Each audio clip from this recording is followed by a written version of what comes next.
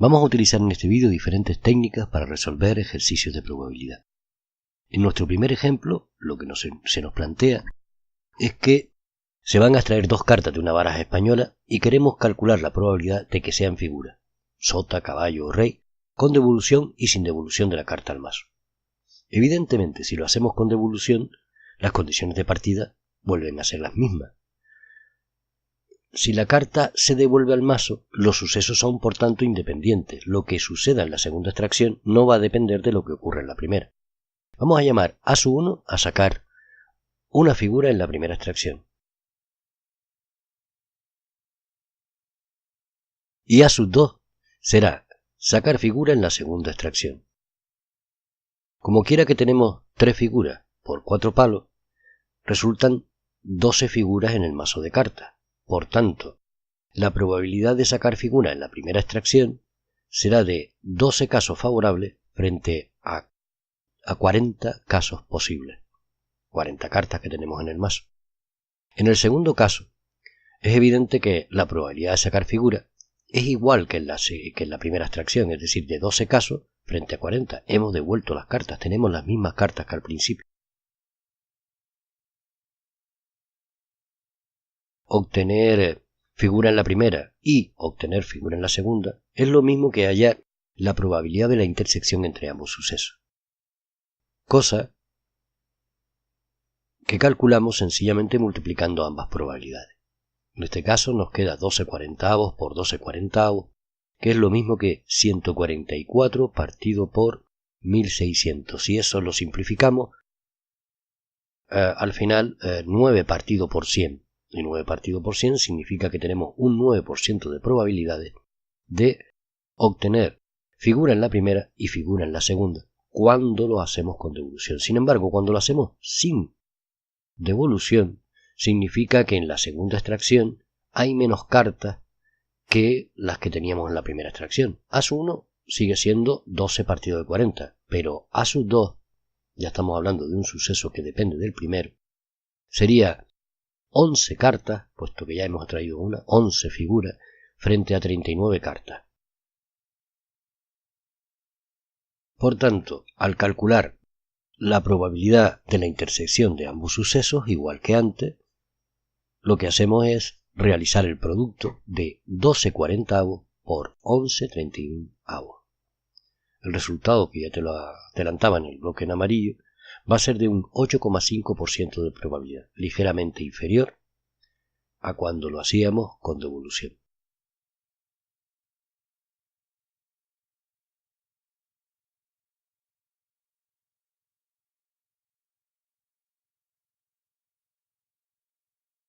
Ahora vamos a resolver un problema donde se nos plantea que en una clase de 24 alumnos y alumnas, todos los alumnos cursan inglés y matemáticas. La mitad aprueba inglés, 16 aprueban matemáticas y 4 suspenden inglés y matemáticas. Se nos pide que realicemos una tabla de contingencia y eso no es otra cosa que una manera de organizar la información para analizar si existe o no una relación entre dos o más variables. En este caso, situamos, primero que nada, el dato más importante, el número total, es decir, el tamaño de la muestra, el número total de alumnos, que es 24. Sabemos que 16 aprueban matemáticas. Fíjate que lo he colocado en la fila donde pone aprueba matemáticas. La mitad de los alumnos aprueban inglés, la mitad de 24 es 12. Y por otra parte, si 16 aprueban matemáticas, lo que está claro es que habrán suspendido 8, que es lo que me falta para llegar a 24. Y el dato 4 suspenden inglés y matemáticas lo situamos justo donde se cruzan la fila de suspende matemáticas y de suspende inglés. Sencillamente realizando las restas correspondientes, completamos la tabla y de esta manera tenemos todos los datos necesarios para poder calcular lo que se nos pide en el apartado B, que no es otra cosa que calcular la probabilidad de que al elegir un alumno al azar resulte que aprueba matemáticas y suspende inglés. Desde el momento en que utilizamos la conjunción copulativa y, estamos hablando de la intersección. Le hemos puesto nombre a cada uno de los sucesos para que nos quede más claro. M será aprobar matemática y M con una rayita encima sabes que es el suceso contrario, por tanto será suspender matemática. Lo propio hacemos también con el inglés. Lo que pretendemos calcular, por tanto, es la probabilidad de la intersección entre aprobar matemáticas y suspender inglés. ¿Y esto cómo lo hacemos? Pues lo primero será identificar dónde se cruza la fila aprueba matemáticas con la columna suspende inglés y encontramos un valor, 8. 8 serán los alumnos y alumnas que aprueban matemáticas y suspenden inglés. Si esto lo dividimos entre el total de casos, que eran 24 alumnos, nos queda 8 partido por 24, o lo que es lo mismo, un tercio. Podemos decir, por tanto, que la probabilidad de que ocurra el suceso aprobar matemáticas y suspender inglés es aproximadamente de un 33,33%.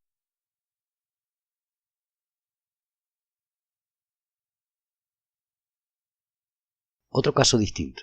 En una investigación hecha en un grupo de 100 estudiantes, la cantidad de personas que estudian distintos idiomas nos lo dan en el ejercicio, por ejemplo, coreano 28, alemán 30, francés 42, luego nos habla de intersecciones como coreano y alemán 8, coreano y francés 10, alemán y francés 5, y los tres idiomas 5. Pues en estos casos lo conveniente es representar todos los sucesos mediante un diagrama de Venn. Situamos dentro de un rectángulo, que es nuestro espacio muestral, 3 círculos, uno por cada uno de los idiomas. Y lógicamente expresamos además que el número o el espacio muestral está compuesto por 100 elementos. Vamos a ponerle nombre a cada uno de esos círculos, designamos una letra, y en el centro, es decir, donde tenemos la intersección de los tres conjuntos, colocamos a aquellos alumnos que estudian los tres idiomas. El tamaño de cada uno de ellos también lo reflejamos en el diagrama. Coreano estudian 28, alemán estudian 30, francés estudian 42.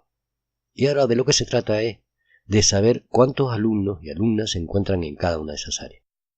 Si nos fijamos en los estudiantes que estudian coreano y alemán, que son 8, si en el centro tenemos 3, pues 3 más x será igual a 8, es decir, lo que nos falta para llegar a 8 será el número de alumnos que se encuentran en esa intersección y por tanto ya tenemos un área más identificada. Vamos a tratar de identificar a otra.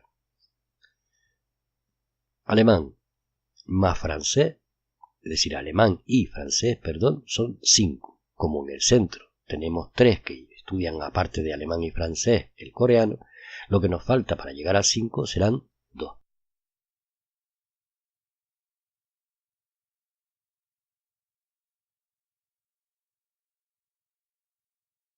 También podemos despejarlo. 3 más f, los que estudian francés, es igual a 5. De ahí evidentemente nos sale que el número de alumnos que estudian francés son 2.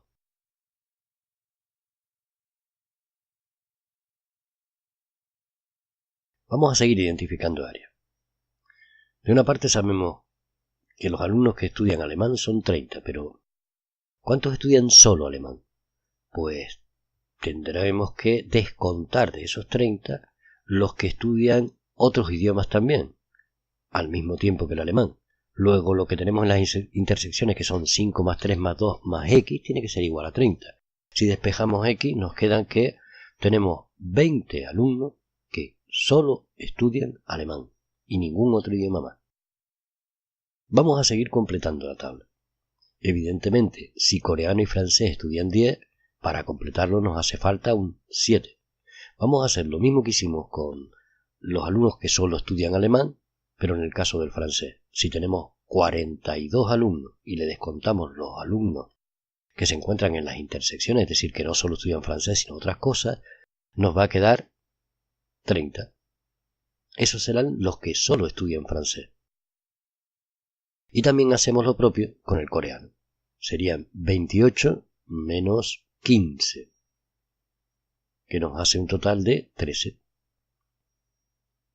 Ya tenemos prácticamente todo identificado y nos queda contestar a la pregunta ¿cuántos alumnos no estudian ningún idioma? Seguro que habrás caído en la tentación de coger y decir como son 100, le restamos los que estudian coreano, los que estudian alemán, los que estudian francés. Pero no, la cuestión es, vamos a ver quienes estudian algún idioma o varios idiomas. Para ello sumamos todos los números que tenemos identificados dentro de los círculos y de las interferencias.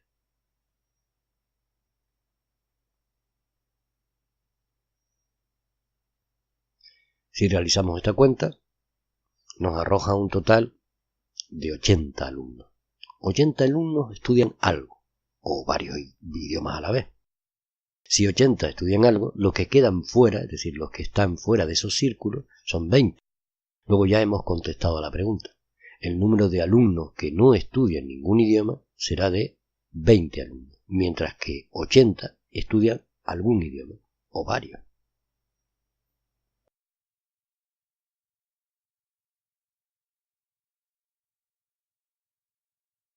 La segunda pregunta ya la habíamos respondido, el de cuántos estudiantes tenían el francés como único idioma de estudio. El número de alumnos que solo estudiaban francés ya vimos que era 30, puesto que el resto, hasta llegar a 42, estudian también, aparte del francés, otros idiomas.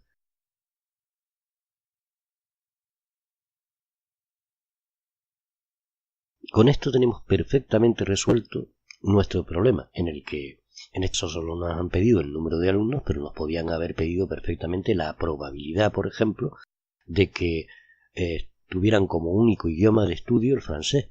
Pues serían 30, que es lo que estamos señalando ahora, dividido entre 100, y por tanto la probabilidad de que elegido un alumno al azar estudie únicamente francés sería del 30%.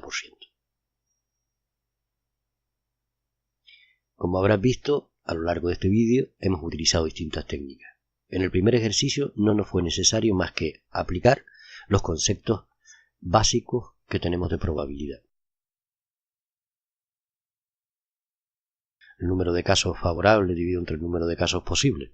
Y hacer uso de los conceptos de intersección y de sucesos dependientes e independientes. En el segundo caso echamos mano de una técnica que consiste en representar los datos, en completar una tabla que recibe el nombre de tabla de contingencia. Y en este último hemos hecho uso de los diagramas de Venn. Espero que el vídeo te haya resultado de utilidad y nos vemos en el siguiente.